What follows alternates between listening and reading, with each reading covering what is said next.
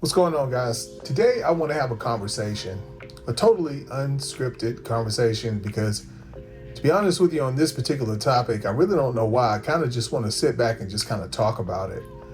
I am thinking about sometime in the near future actually writing something on it, a little blog on it or whatever, because I think it's an interesting topic.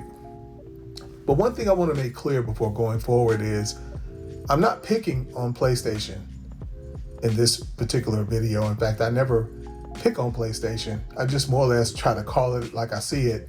And then sometimes I do like to try to pick on PlayStation fanboys because I really don't like any type of fanboys. I don't like the way a lot of them act. So I try to take digs at them every now and then to dig at them. But other than not really liking the way PlayStation has been conducting their business for the last few years, I don't have anything personal against PlayStation because I have other options.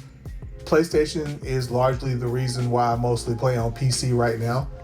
Every now and then I will play something on my Xbox console, especially if I want to reach back and play an old Xbox game, which is also one of the reasons why I kind of stuck with the Xbox. I like the Xbox not because of any type of exclusivity. I always liked the Xbox simply because I just liked the Xbox. I liked everything about it when I played on the console.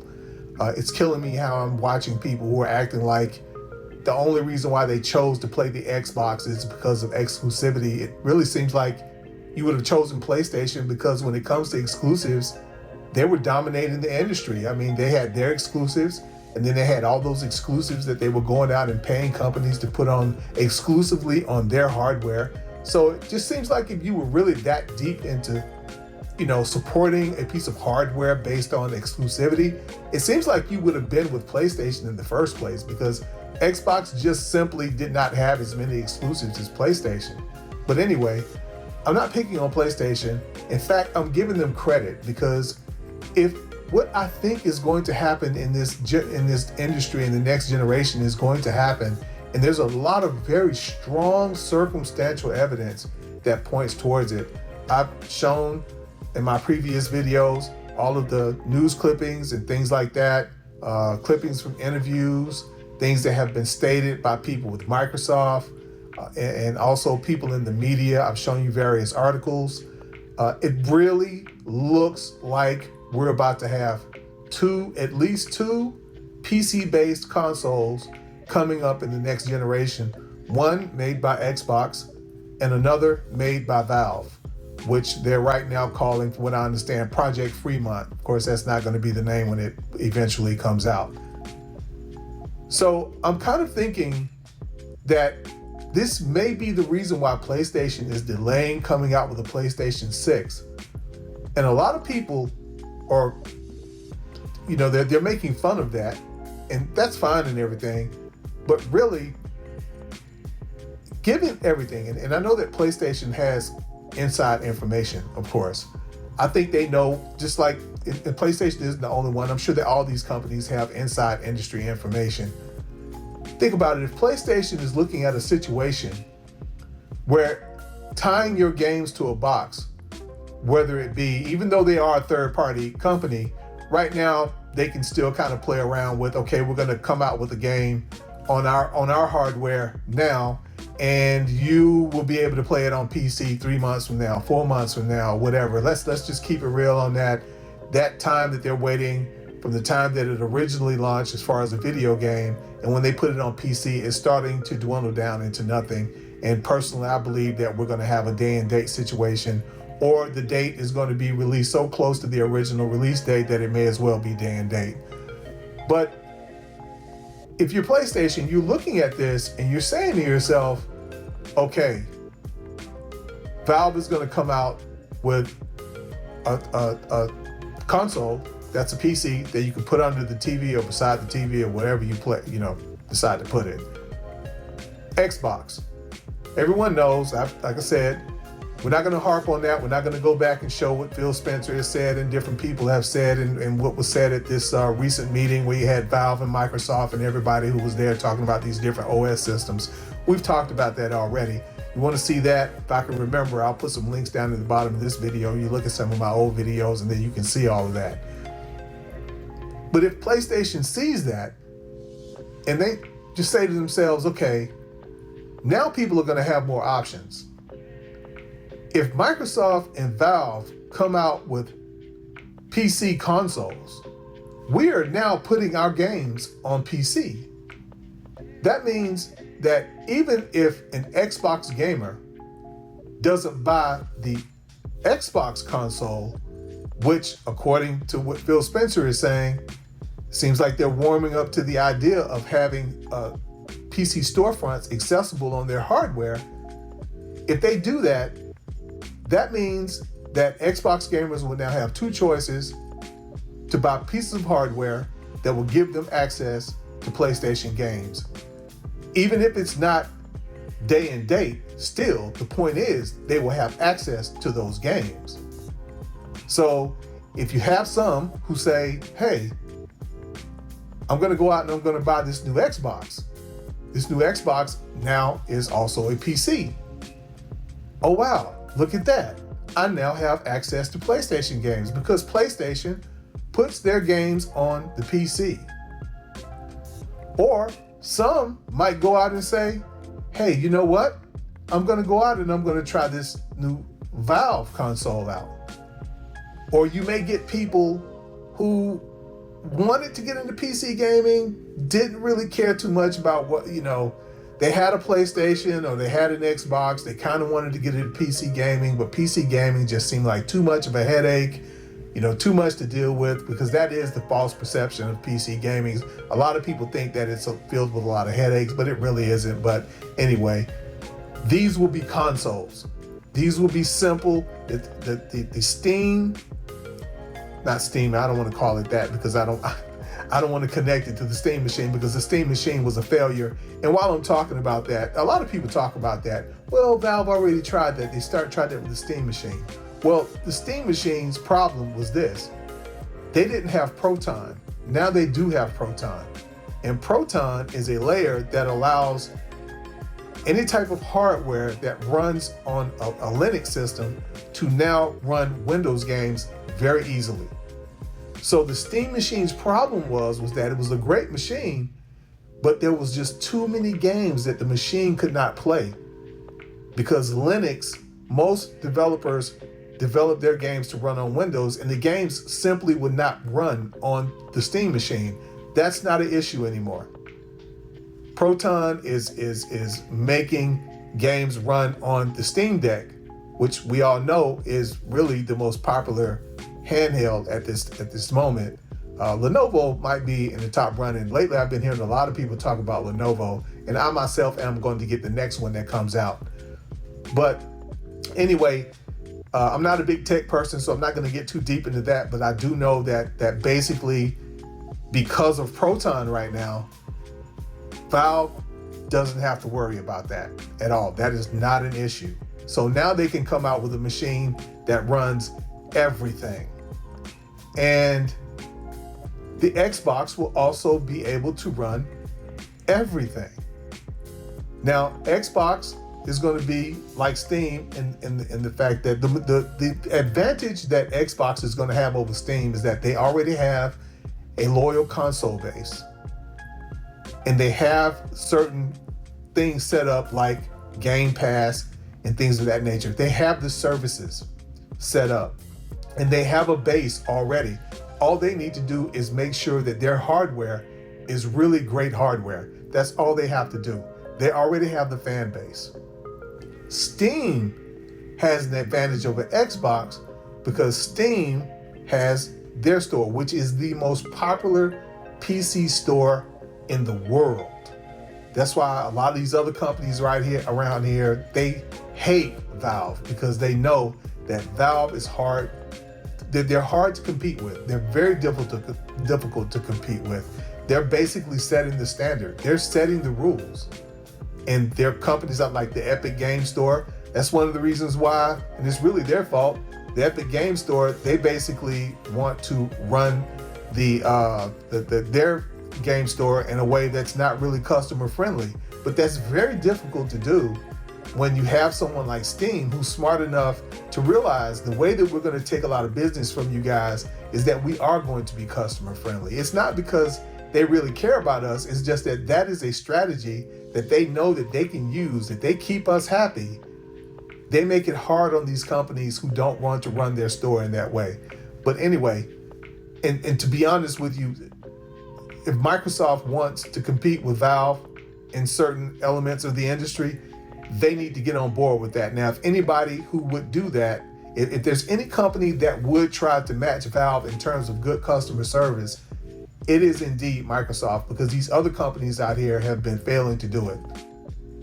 So getting back on the subject at hand, now PlayStation, if they're looking at this, which I'm sure that they are, and if they're hearing that these are things that's actually going to happen, they may be asking themselves, what good would our hardware be?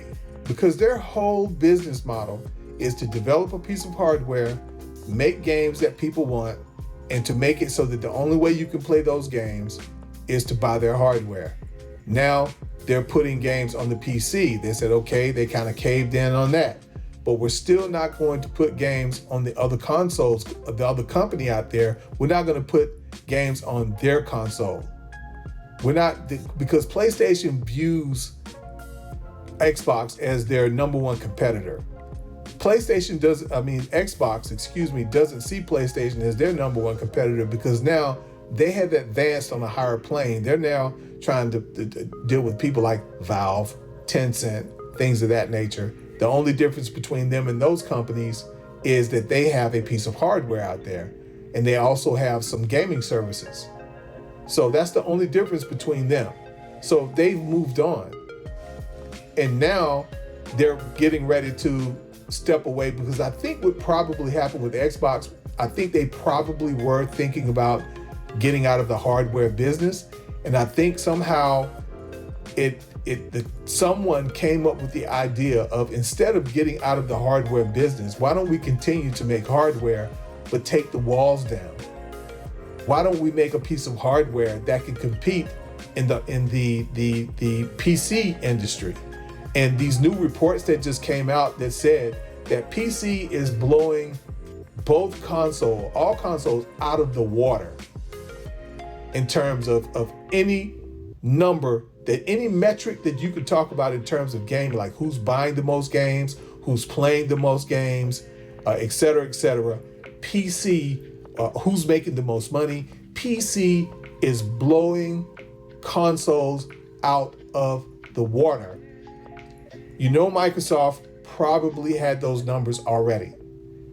And they're saying, you know what? These closed off consoles, they're about to come to an end. So instead of us just totally giving up on hardware, why don't we give up on this type of hardware and we're leaning towards getting really cozy with the PC industry anyway. So why don't we have our hardware? And then we have these services that's already tied to our hardware. So if we give up the hardware, what are we going to do about the people who access our services through our hardware, like Game Pass? And by the way, new reports say that Game Pass just went up to 40 million subscribers. So it's a little over 40 million. So that's going to steadily grow. You don't want to throw, that's $20 times 40 million a month. That is a lot of money. So you don't want to just throw that away, you know? So I think this is what they came up with. Let's make a box that is now a PC. And I think it's also possible that they had already heard that this was something that Valve was going to do. So at this point, it would make absolutely no sense for PlayStation to come out with a box, a piece of hardware that's based on their traditional business model. We develop these nice games, we develop a piece of hardware. If you want to play these nice games, if you want access to them, you have to buy our hardware. Now, we all know that this is no longer the case, because if you want to play them, if you really want to play them that bad, you could just buy any PC right now, even today, even if you only bought like the handhelds. And PlayStation normally does a really good job of developing games that play well on the handheld. So that's also an option. But imagine the traditional PlayStation style piece of hardware being out there in an environment where Xbox has a PC box out there, Valve has a PC box out there. Anyone who buys either one of those two boxes is now going to have access to any game, including PlayStation. And PlayStation still has a closed off box out there. What purpose would it serve? The whole idea of that type of box is to promote the idea of exclusivity, but exclusivity, for all intents and purposes, would not exist anymore.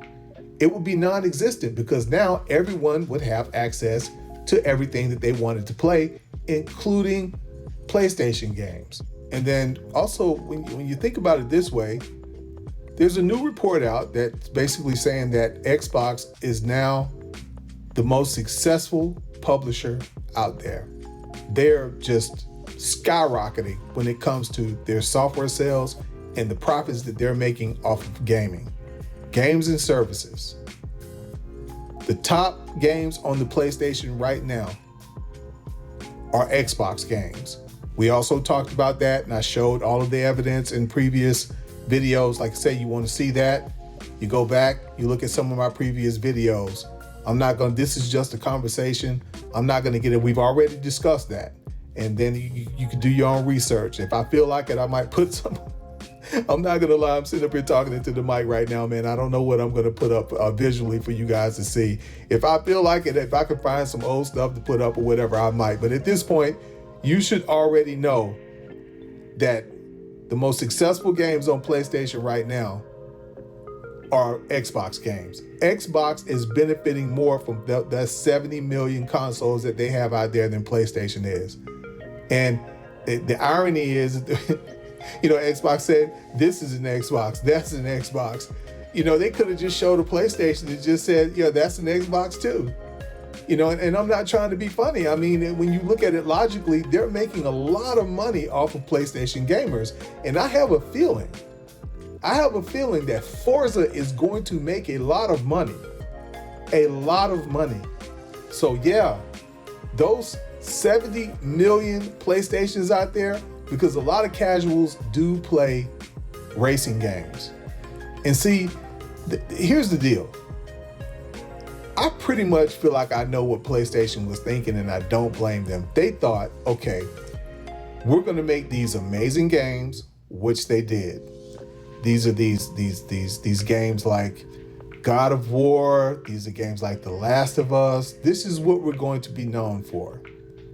These amazing games. And like I said, they do make amazing games.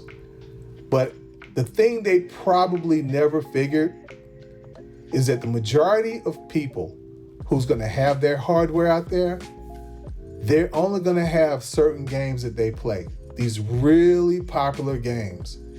FIFA, a lot of sports games are very popular. Madden, Call of Duty, all these sorts of legacy games, these ironclad games that probably aren't going anywhere. Even these are the types of games, think about it, Madden is so iconic that even when they make a Madden that people are just complaining about, talking about how awful it is, it makes so much money. Think about Call of Duty. Hold on, I'm gonna move the mic here. You might hear something in the background a little bit. But think about Call of Duty. Call of Duty is a game that people have been complaining about for ages, man. And that game still makes buku money, man. Even when people are complaining about it. So these are the games that most of the people who own their hardware is playing. PlayStation's curse is its popularity. What do I mean by that? What I mean by that is this. I have a friend. I'm just going to use him as an example. This is a true story. They don't play video games, but they let me know that they were interested in buying a console. Now, they are avid baseball fans in that household. They love baseball, him and his son and his wife. When she can go, she travels a lot for business. But when I went to their house and finally saw the console that they chose, it was not surprising at all whatsoever that they had chosen a PlayStation 4. This was during the last generation. It just didn't surprise me. I did not expect for them to buy an Xbox, because most people who are casuals, and that's mostly who owns PlayStation 5s, they are those types of people. They're not gaming hobbyists like me and you. They don't keep up with the news in gaming like me and you. They don't look at videos like the one that I'm making now. They don't do that. A lot of them don't even know that the console war exists. I've had friends that I've talked to about the console war, and they play games. Like, a lot of times they might play games on the phone or something like that, or they might have a console in the house, but they don't really play like I do. They don't really know that that type of stuff exists. That's mostly who buys PlayStation.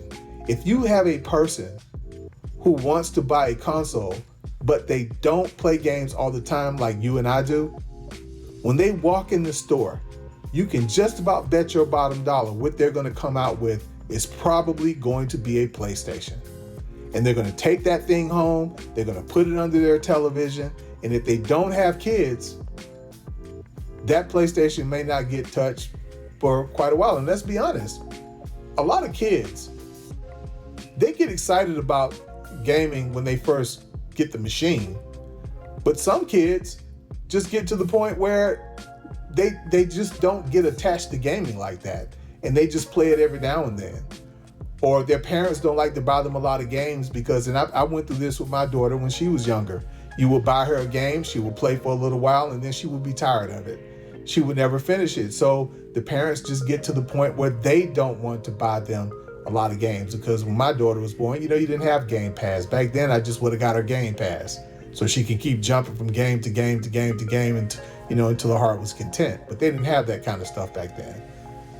But anyway, that's PlayStation's curse, their popularity, right? But they didn't realize that. They thought that the majority of those pieces of hardware that they had out there, I think at that time it might have been like 40, 50 million, they thought that was going to translate into software sales. In other words, they thought all of their games were going to at least sell close to the same amount as God of War, is what they were thinking. They were thinking that there was going to be a way that they could make the number of pieces of hardware that they had out there reflective of the number of pieces of software that they were selling. And it just never happened like that. Now, most people who have an Xbox, they're gaming hobbyists. Because one of the things Xbox did not do back in the day, they were horrible at marketing. A lot of people either never heard of an Xbox, or if they heard of it, it was just that thing that they heard about. They heard about that. PlayStation, they knew about it. To them, PlayStation was the definition of gaming. If you were going to get a gaming console, your best bet was to get a PlayStation. So most of the people who own a console, they are gaming. That's the reason why a lot of the people who own Xboxes, they're subscribed to Game Pass. Most Game Pass subscribers are Xbox owners. Now, I think recently they just did a study and found out that the number of PC gamers that are subscribed to Game Pass has increased immensely. And I think that's where that extra 10 million or so, it just jumped from like 35 million to a little over 40 million. I think a lot of those people were probably PC gamers. But Xbox gamers, when it comes to Game Pass, they held it down for a while. And the reason why they were able to have that kind of success is because most Xbox gamers, most people who go into a store and walk out with an Xbox, that's a gaming hobbyist. You're not going to get too many casuals to go into a store and come out with an Xbox. So yeah, guys, we're going to go ahead and end this video right here. It has gone on long enough. And I think I've made all of my points. I didn't make any bullet points. I just kind of winged it. But I've enjoyed making the video, and I thought it was a very interesting topic. Tell me, guys, what you think down in the comment section. And if you're not subscribed, please subscribe to the channel and click that bell so that you will be notified each time I drop a video. Anyway, guys, until next time, stay safe.